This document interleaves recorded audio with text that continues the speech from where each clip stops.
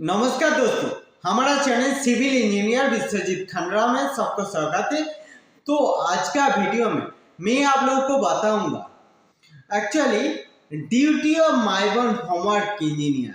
ठीक है, तो माइबॉर्न होमवर्क इंजीनियर का ड्यूटी का बारे में बातचीत करने वाला हूँ, तो आप लोग सुनिए। एक्चुअली क्या होता है, तो माइबॉर्न होमवर्क इंजीनियर का बहुत बड़ा रिस्पॉन्सिबिलिटी रहता है कंस्ट्रक्शन साइट पे। कैसा? तो माइबॉर्न होमवर्क जब कास्टिंग नहीं हुआ तो कास्टिंग से पहले एक रिस्पॉन्सिबिलिटी है, तो उसके बाद कास्टिंग के बाद भी रिस्पॉन्सिबिलिटी एक है, और कास्टिंग के टाइम भी एक रिस्पॉन्सिबिलिटी है। ओके, तो माइबॉर्न होमवर्क इंजीनियर का तो बहुत बड़ा रिस्पॉन्सिबिलिटी है कंस्ट्रक्शन साइट पे, सेटिंग से शुरू करके डिशटरिंग तक। ओके, तो एक एक करके आप लोगों को मैं पॉइंट बताता हूँ। देखो, पहले आप लोगों को बता देता हूँ बिफोर कास्टिंग, कास्टिंग से पहले आपको माइबॉर्न होमवर्क इंजीनियर को क्या क्या करना पड़ेगा। ठीक है, एक नंबर आपका चेकिंग करना पड़ेगा टिम्बर कीकर का लेवल। वुडन कीकर जो मारते हैं ना हम लोग, तो वुडन कीकर का लेवल सबसे पहले चेक करना पड़ेगा, वो आरएल के अकॉर्डिंग है क्या नहीं है।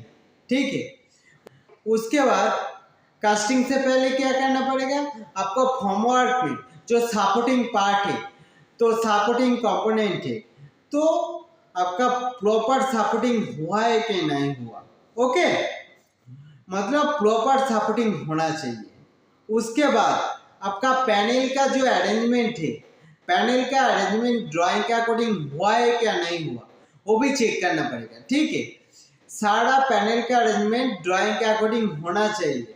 और उसके बाद आपका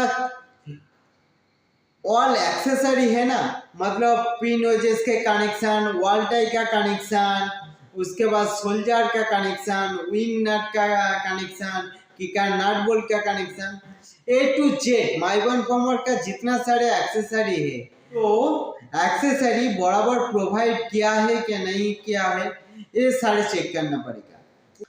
तो उसके बाद नेक्स्ट पॉइंट है आपका कटआउट बॉक्स का लोकेशन और संकन स्लैब का पैनल्स का जो अरेंजमेंट है और स्लैब लेवल जो है, वो सारे प्रोसेस चेक करना पड़ेगा। ओके, उसके बाद आपको कास्टिंग से पहले माइबॉर्न होमवर्क के प्लम्बिंग का काम, इलेक्ट्रिकल का काम हो जाता है। ठीक है, तो वो सारे पॉइंट चेक करना पड़ेगा। उसके बाद कीकर का लेवल, मोस्ट इम्पोर्टेंट पार्ट, कीकर का लेवल चेक करना पड़ेगा। उसके बाद आपको गाबड़ी कहीं है क्या नहीं है, ये सारे चेक करना पड़ेगा, गाबड़ी बंद करना पड़ेगा। ठीक है, तो इतना सारा पॉइंट एक माइबॉर्न होमवर्क इंजीनियर को चेक करना पड़ेगा कास्टिंग करने से पहले।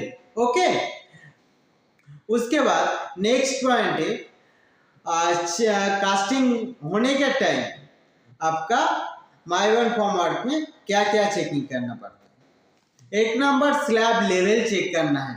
ठीक है, स्लैब लेवल ज़्यादा नहीं होना चाहिए। एक्चुअली माइबॉर्न होमवर्क में कास्टिंग करने का रूल ऐसा है, तो कीकर से 50 mm डाउन में कंक्रीट होना चाहिए। ठीक है, उसके बाद आपका वाटर स्प्रे मार रहा है क्या नहीं मार रहा है माइबॉर्न होमवर्क का पैनल में अंदर साइड से, तो वो चेक करना है। उसके बाद आपको कंक्रीटिंग जो प्रोसीड्यूर पूरा बराबर हो रहा है क्या नहीं हो रहा है, वो भी चेक करना है। एक्चुअली माइबॉर्न होमवर्क का कंक्रीटिंग का प्रोसीड्यूर मालूम है कैसे करते हैं? माइबॉर्न होमवर्क का कंक्रीटिंग इस तरह से करते हैं, पहले वॉल को कंक्रीटिंग कर लेते हैं। ठीक है, वॉल का 50% पूरा बराबर घुमा देते हैं, उसके बाद आपका फिर भी वॉल का 50% करते हैं, उसके बाद आपका स्लैब का करते हैं। ओके, पहले वॉल उसके बाद स्लैब। स्टेयरकेस रहेगा तो स्टेयरकेस पहले करना पड़ेगा। ठीक है, तो स्टेयरकेस का लैंडिंग तक कंक्रीट करना पड़ता है। ठीक है, उसके बाद लैंडिंग का कंक्रीट होने का कुछ देर बाद, मतलब 1 घंटा आधा घंटा बाद आपका लैंडिंग का ऊपर से करने का रहता है। ओके, मतलब फास्ट आपको वॉल को कंक्रीट करना पड़ता है, उसके बाद स्लैब को कंक्रीट करना पड़ता है, और स्टेयरकेस रहेगा तो स्टेयरकेस पहले करना पड़ता है लैंडिंग स्लैब तक। ओके, उसके बाद माइबॉन्ड फॉर्मवर्क में जितने सपोर्टिंग पॉइंट दिया है, मतलब प्लॉप जैक जहाँ जहाँ पे लगा हुआ है वो निकालना नहीं चाहिए कास्टिंग करने के टाइम। उसके बाद लीकेज का अगर इशू होगा तो साथ साथ पानी मारना पड़ेगा, नहीं तो आपका छोटा छोटा आपका फॉर्म आता है ना, तो फॉर्म लगाना पड़ेगा। ओके, उसके बाद अभी आते हैं आफ्टर कास्टिंग, मतलब कास्टिंग करने के बाद माइबॉन्ड फॉर्मवर्क इंजीनियर का क्या रिस्पॉन्सिबिलिटी रहता है। देखो, जहाँ जहाँ पे आपका कंक्रीट लेवल ज़्यादा हो जाता है, आपका आरएल जो रहता है ना स्लैब का, उससे ज़्यादा होता है, तब चिपिंग करवाना पड़ता है। ठीक है, तो चिपिंग मशीन अप्लाई करके उसके बाद टिम्बर थेसी और ग्रिड लाइन मारना पड़ता है स्लैब का ऊपर।